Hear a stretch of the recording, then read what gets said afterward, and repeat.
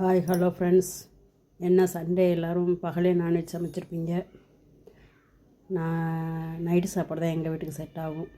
ஏன்னா காலையில் அவர் 7 மணிக்கெல்லாம் கிளம்பிடுவார்.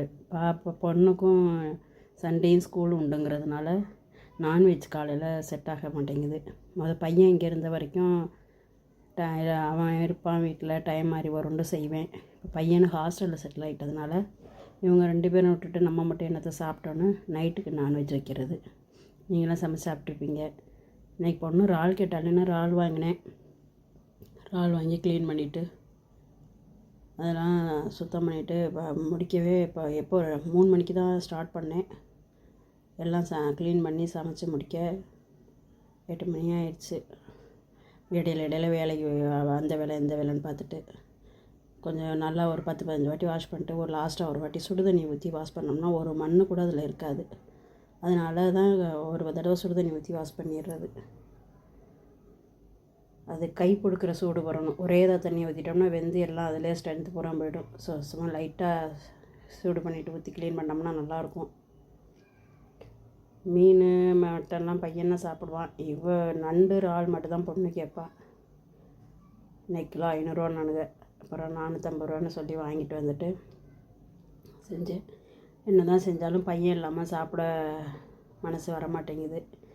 பையன் ஊருக்கு போனதுலேருந்தே நான் செய்வேன், எல்லாமே செஞ்சுட்டு சாப்பிட்றது கிடையாது. அவன் நல்லா சாப்பிடுவான். நான்வெஜ்னால் பசங்க எல்லாருமே விரும்பி சாப்பிடுவாங்க தானே, வளர்கிற பிள்ளைங்கன்ட்டு. கொஞ்சம் தான் சாப்பிட ஆரம்பித்தான். 8th 9th வரைக்கும் சாப்பிடவே மாட்டேன்ட்டான். சாப்பாடு பிரச்சனை இருந்துச்சு. 10th தான் கொஞ்சம் விரும்பி சாப்பிட ஆரம்பித்து 12th படிக்கிறது நல்லா இதுதான் வேணும்னு கேட்டு சாப்பிட ஆரம்பித்தான். 1 year கூட கைக்கில் இல்லை, வெளியில் கிளம்பிட்டான். அது பார்க்கையில மனசுக்கு சங்கடமாக இருக்கும். சாப்பிட ஆரம்பிக்கல, பிள்ளை கைவிட்டு போயிடுச்சு அப்படின்ட்டு. அதனால் எனக்கு இப்போ நான் ரொம்ப சாப்பிட்றதில்ல. அதுக்காக பொண்ணை கவனிக்காமல் இருக்க முடியாது. பொண்ணு நம்ம கைக்குள்ளே இருக்கிற வரைக்கும் நம்ம செஞ்சு கொடுத்தா தான்.